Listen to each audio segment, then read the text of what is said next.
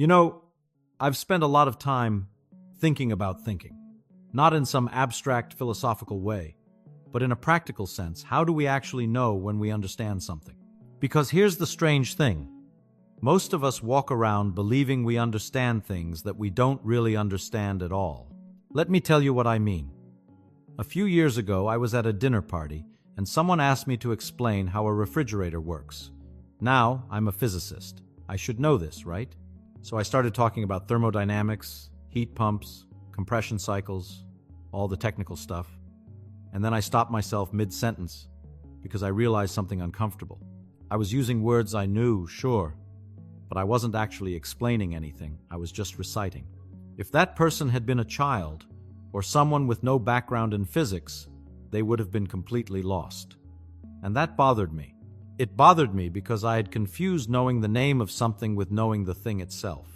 This happens all the time. We learn vocabulary. We learn formulas. We learn to recognize patterns. And we mistake all of that for understanding. But understanding is something different. Understanding is what's left when you take away all the fancy words. So I started doing something that changed the way I learn everything. I started pretending to teach. Now, I don't mean I stood in front of a classroom every time I wanted to learn something new. What I did was simpler than that. Whenever I came across an idea I wanted to understand, really understand, I would find a blank piece of paper and I would write out an explanation as if I were teaching it to someone who knew nothing about the subject. Not another physicist, not a colleague. Someone who had never heard the word thermodynamics or momentum or entropy. A curious person with no technical background, maybe a bright 12-year-old. And here's what happened. Every single time, without fail, I would get stuck. I'd be riding along feeling confident, and then I'd hit a spot where I'd write something like, and then the system reaches equilibrium because, and I'd stop. Because what? Why does it reach equilibrium? I thought I knew, but when I tried to explain it in plain words, I realized I didn't. I had a vague sense of it. I could use it in equations, but I couldn't explain it. That moment, that uncomfortable moment of getting stuck, is the most important moment in learning, because that's the moment when you discover the difference between what you actually understand and what you only think you understand. Most people avoid this moment. When they hit that wall, they tell themselves, well, I understand it well enough, or I don't need to know it that deeply, and they move on. But that's exactly backward. That wall is where the real learning begins. What I do when I hit that wall is simple. I go back to the source. I open the textbook again. I reread the section I thought I understood. But now I'm reading it differently. I'm not reading to collect information. I'm reading to fill in the specific gap I just discovered. I'm reading with a question in mind, and that makes all the difference. You see, the first time you learn something, you're trying to absorb everything at once. It's overwhelming. But when you go back with a specific question, why does the system reach equilibrium? You're like a detective looking for one particular clue. You read past all the stuff you already understand, and suddenly you see the sentence or paragraph that answers your question. It jumps out at you. And now you really get it because you needed it. Then I go back to my blank piece of paper and try again. And I get a little further until I hit another wall. And then I go back to the source again. And I do this over and over until I can explain the whole thing, start to finish, in simple language that anyone could follow. Now you might think this sounds tedious, and sometimes it is. But here's what I've found. It's actually faster than the way most people study. Because most people read through their textbooks or their notes multiple times, highlighting things, making flashcards, trying to memorize. They spend hours and hours, and at the end of it, they still don't really understand. They've just become better at recognizing the material when they see it. But when you use this method, when you force yourself to explain it in your own words, you're doing something much more powerful. You're not memorizing someone else's explanation. You're building your own understanding from the ground up. And that kind of understanding sticks. You don't forget it the week after the exam. It becomes part of how you think. Let me give you an example that has nothing to do with physics because I think this applies to everything, not just science. Let's say you want to understand how democracy works. Not just the definition, you can look that up in 10 seconds, but really understand it. How do you do that? Well, you could read books about democracy, You could learn about the separation of powers, checks and balances, representative government, all of that, and you might feel like you understand it.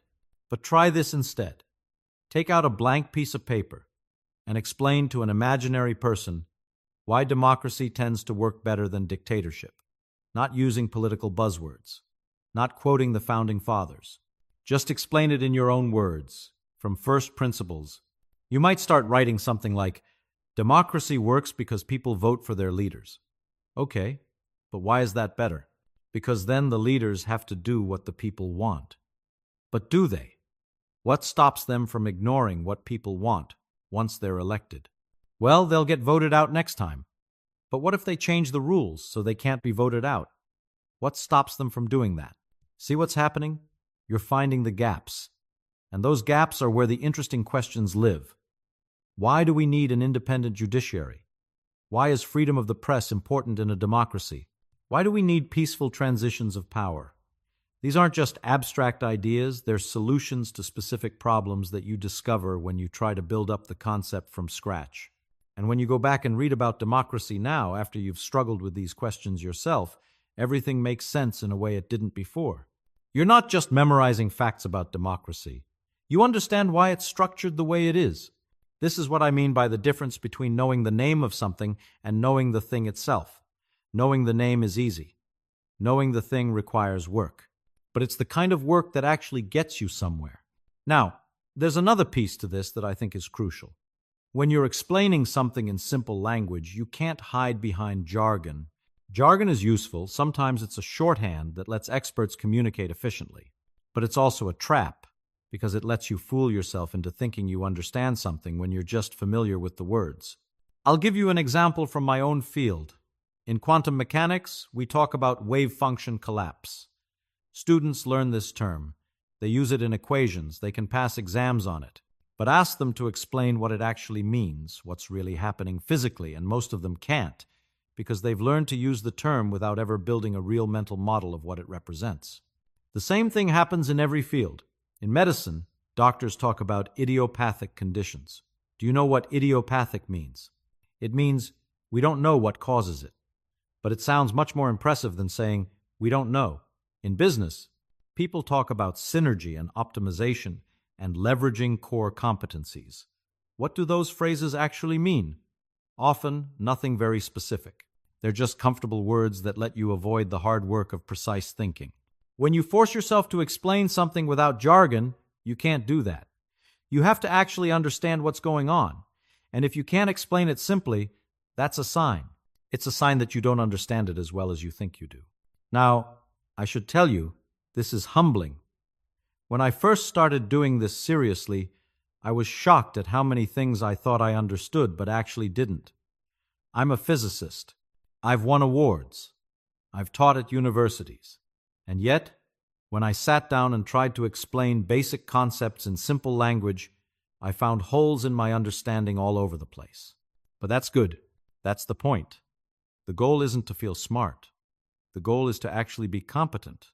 And competence comes from being honest with yourself about what you know and what you don't. There's something else I've noticed about this way of learning. When you understand something deeply enough to explain it simply, you start to see connections you didn't see before. You start to notice that the same basic principles show up in different contexts. The way a refrigerator works isn't really all that different from how an air conditioner works or how a heat engine works. They're all just moving energy around using the same basic ideas. And once you really understand those basic ideas, you can figure out new situations without having to memorize every specific case. This is what people mean when they talk about first principles thinking, though I don't love that phrase because it sounds fancier than it is. It's just understand the basics really well and everything else gets easier. I used to have students come to me and say, "Professor Feynman, I've read this chapter 3 times and I still don't get it."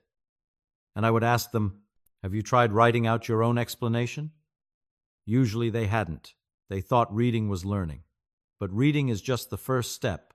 Understanding comes from engaging with the material, wrestling with it, trying to reconstruct it in your own mind. Sometimes they'd say, "But I don't know enough to explain it yet."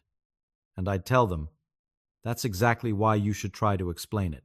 Because trying to explain it is how you find out what you don't know. You don't wait until you understand something to explain it. You explain it in order to understand it. It's like the old saying, you don't really know something until you can teach it. But I'd go further than that. You don't really know something until you can teach it to someone who doesn't already speak your language, who doesn't already share your assumptions. That's the test. And here's what I find beautiful about this. It works for everything, not just academic subjects. You can use this to understand how your car works, or how the economy works, or how your relationship with your spouse works. Anything that's worth understanding is worth trying to explain in simple terms. Let me tell you about one more thing I've noticed. When you explain things this way, you often end up with an explanation that's different from the textbook. Not wrong, just different. You come at it from a different angle, use different analogies, emphasize different aspects, and that's fine. In fact, that's better than fine, because that explanation is yours. You built it. You understand why every piece is there, because you put it there yourself. This is the opposite of what most education does. Most education tries to give you someone else's understanding, already packaged and complete. Read this. Memorize that. Here's how to think about it. But understanding doesn't transfer that way. You can't just download someone else's understanding into your brain. You have to build your own. Think about it this way. If I wanted to teach you how to cook, I could give you recipes. I could tell you exactly what ingredients to use, exactly what temperature, exactly how long to cook it. And if you followed my instructions precisely, you'd probably make something decent. But you wouldn't really know how to cook, because the first time something went wrong, you didn't have one of the ingredients, or your oven runs hot, or you wanted to make twice as much, you'd be lost. But if instead I taught you about how heat changes proteins, how salt enhances flavors, how fat carries aromatics, how acid balances richness, if I taught you the principles, then you could figure things out yourself. You could improvise. You could create. You wouldn't need my recipes anymore. That's what this method of learning does. It teaches you the principles. It forces you to understand how things actually work, not just what steps to follow. And here's the thing. This isn't just useful for learning subjects. It's useful for living, because life constantly throws situations at you that aren't in any textbook. New problems, unexpected challenges, things you've never seen before. And if you've spent your life memorizing other people's solutions, you're not prepared for that. But if you've spent your life understanding how to think things through from the ground up, if you've practiced breaking things down and building them back up in your own words, then you can handle novelty. You can figure things out. I think this is really what education should be about. Not filling people's heads with facts, not training them to pass tests, but teaching them how to think, how to question, how to understand, how to be honest with themselves about what they know and what they don't. And it starts with something as simple as a blank piece of paper and a willingness to admit that you might not understand something as well as you thought. That's all it takes. That willingness to be wrong, to be incomplete, to be still learning. Because here's the secret. We're all still learning. Every one of us. The smartest person in the world is still confused about most things. The difference is just that some of us admit it, and some of us pretend we're not. I spent my whole life being confused. Still am. But I've learned to be comfortable with that confusion because I know it's temporary. I know that if I sit down with a blank piece of paper and work through it step by step in simple language, eventually it'll make sense.